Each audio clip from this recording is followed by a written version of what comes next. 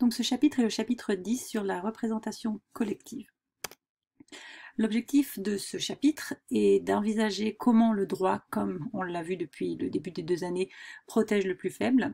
Et donc, dans une entreprise, les plus faibles, ce sont les salariés. Et comme ils sont plus faibles vis-à-vis de leur employeur, puisqu'ils dépendent de l'employeur pour leur emploi, le législateur a proposé de les représenter au sein de l'entreprise pour qu'ils puissent mieux se défendre. Ce sera la première partie du cours. Et la deuxième partie du cours, on envisagera comment il est nécessaire évidemment que dans une entreprise, les salariés et les employeurs puissent négocier, puissent discuter, puissent trouver des accords. Et de la même manière, pour que ces accords soient faits de la meilleure façon possible, le législateur a mis en place des règles de négociation collective. Donc on va voir dans un premier temps les organes de représentation des salariés.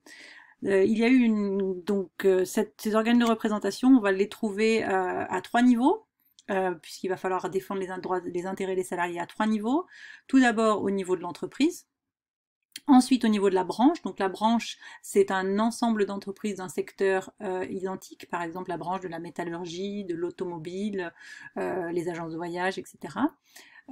Et au niveau national, pour là essayer de trouver des accords qui vont s'appliquer à toutes les branches et donc forcément à toutes les entreprises.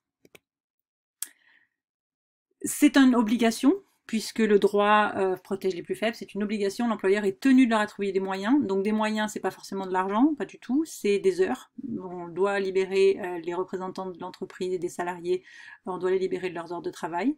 Ils ne font pas ce travail à l'extérieur de leur heure de travail, mais ils le font sur leur temps de travail. On doit leur donner des locaux et on doit aussi leur allouer, en fonction là évidemment de la taille de l'entreprise, un budget. Alors on va envisager maintenant les différentes instances représentatives du personnel. Jusqu'au 1er janvier, il y en avait beaucoup, et le législateur a facilité notre travail, puisque maintenant il n'y en a plus qu'une, qui s'appelle le Conseil social et économique, le CSE. Donc le CSE, qu'est-ce que c'est? C'est une seule et unique représentation qui va envisager les représentants du personnel dans leur ensemble. Et cette délégation, elle va être élue, et on va y trouver à la fois des représentants des employeurs et des représentants des salariés. Donc auparavant, si certains ont déjà fait du droit, c'était le CE et les délégués du personnel et le comité d'hygiène et de sécurité. Tout ça n'existe plus aujourd'hui, c'est remplacé par le CSE. Alors on va envisager 2 cas. D'abord les entreprises. Alors pour les entreprises de moins de 11 salariés, il n'y en a pas. Pour les entreprises de 11 à 49 salariés, le CSE est élu pour 4 ans. Il ne peut être composé que de salariés qui sont présents depuis 4 ans et qui ont un an d'ancienneté. Il y aura forcément l'employeur et des titulaires. Quand on a de 11 à 24 salariés, c'est un employeur, un titulaire, et quand on a de 24 à 49 salariés, c'est 2 salariés et un employeur. À quoi sert le CSE? Tout d'abord, évidemment, à représenter le personnel. Donc, s'il y a des réclamations à faire de certains salariés, mais aussi au niveau collectif, par rapport aux conditions de travail, par rapport à l'application de la réglementation du travail, par rapport à des demandes collectives qui sont faites par les salariés, alors ce n'est pas chaque salarié qui va s'exprimer tout seul au sein de avec l'employeur, c'est le CSE qui va se charger de cette représentation. Comme avant le comité d'hygiène et de sécurité, c'est aussi le rôle du CSE de promouvoir la sécurité et les conditions de sécurité dans l'entreprise par les différents moyens qu'ils peuvent avoir à leur disposition. Le plus souvent, ça va être par la mise en place d'une enquête pour pouvoir envisager la manière avec laquelle les règles de sécurité et les conditions de travail sont respectées dans l'entreprise.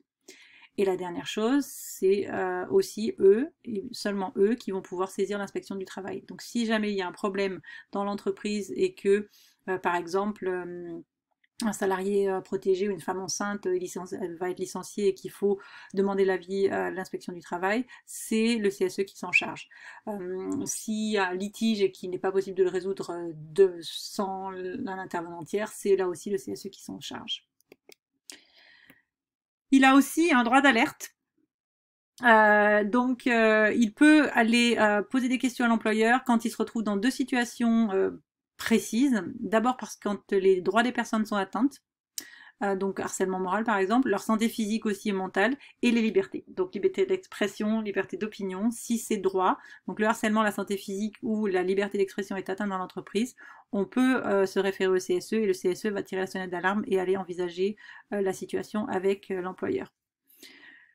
Évidemment, deuxième situation, si les salariés estiment que leur entreprise présente un danger grave et imminent en matière de santé publique et d'environnement, si on est par exemple dans une entreprise classée Céveso, ou si on est dans une entreprise qui a des activités où la santé des salariés est remise en question, le CSE là aussi peut tirer la sonnette d'alarme et aller voir l'employeur. Alors, les rôles vont être le même quand il y a plus de 50 salariés, ce qui va changer, donc de nouveau 4 ans l'ancienneté, mais cette fois-ci, c'est évidemment le nombre de représentants. Il y en a 4 au minimum à plus de 50 salariés. Les nombres vont augmenter jusqu'à un maximum de 32 quand on atteint 1000 salariés. Après plus de 1000 salariés, il y en aura toujours seulement 32. Mais évidemment, les fonctions du CSE sont exactement les mêmes. Alors, le CSE n'a pas de moyens financiers, il se réunit une fois par mois, mais par contre, le salarié qui est représentant au CSE va être formé pendant 10 heures par mois, ou par an plutôt. Cette formation sera rémunérée et c'est un salarié protégé comme nous on l'a déjà vu dans le cours précédent. Protégé contre le licenciement.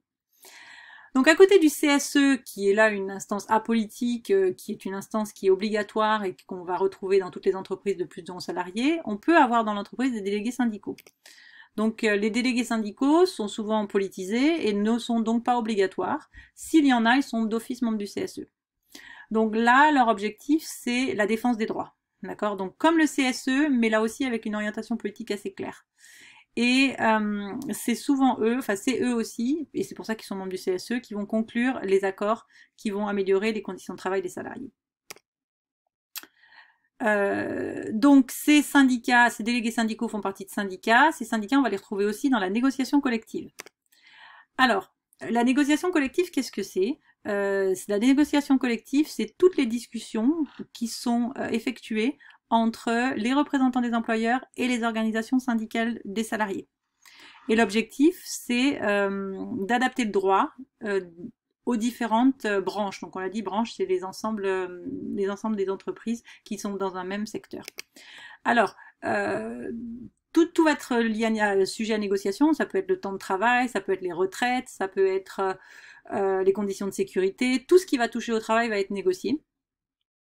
Et va être négocié seulement par certains syndicats. Donc au niveau national, il y a une liste de syndicats qui sont représentatifs, et ce sont ces syndicats-là et les membres de ces syndicats uniquement qui font partie des négociations. Donc la CGT, FO, CFDT, CFTC, CFE, CGC. D'accord, pour les cadres. C'est tout. Les autres syndicats, par exemple Sud, ne fait pas partie des syndicats représentatifs.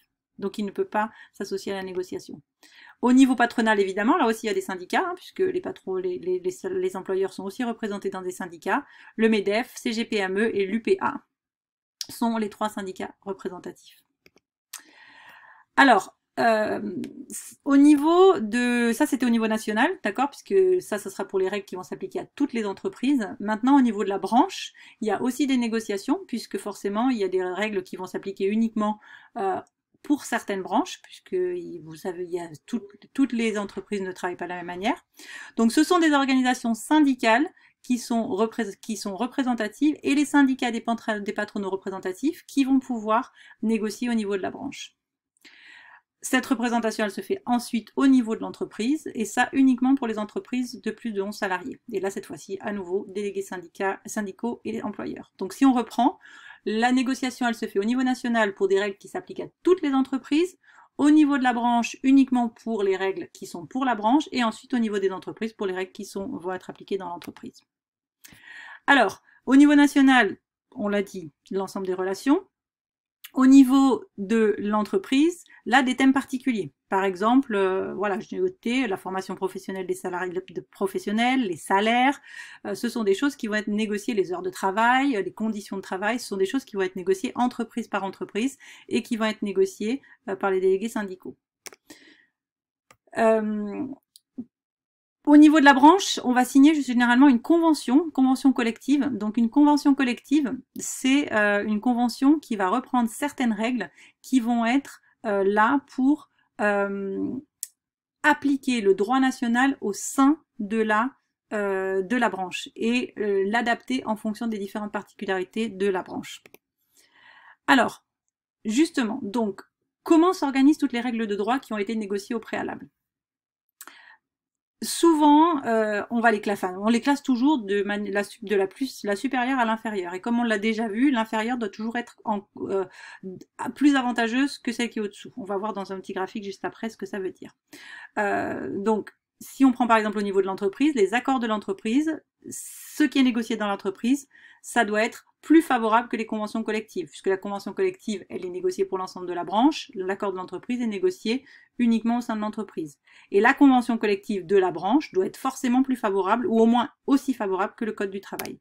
Donc voilà ce que ça donne. Au niveau des conventions collectives, donc au niveau, on aura le droit du travail tout en haut. On va ensuite avoir les conventions collectives, donc de branches, au niveau national, mais aussi au niveau local. Les accords dans l'entreprise, donc qui peut être au niveau du groupe s'il y a des groupes. Et enfin, le contrat de travail. Et le contrat de travail, il est obligé de respecter tout ce qu'il y a au-dessus, c'est-à-dire l'accord d'entreprise, les conventions collectives et le droit du travail. Alors, il peut y avoir des exceptions. Parfois ça arrive, certains accords collectifs peuvent déroger à la loi. C'est le cas par exemple dans l'hôtellerie-restauration où là la durée de temps de travail est supérieure, forcément parce que il faut que le temps de travail s'adapte à la réalité de la branche, sinon la branche pourrait pas fonctionner, d'accord. Mais ces exceptions sont bien négociées au préalable et à la fois les syndicats représentatifs des salariés et des employeurs se mettent d'accord. Et ces exceptions sont valables uniquement dans un champ d'application qui est très précis et uniquement pour l'organisation qui va adhérer à l'organisation signataire. C'est-à-dire que si l'organisation n'adhère pas, il n'y a pas de possibilité de pouvoir appliquer cette dérogation.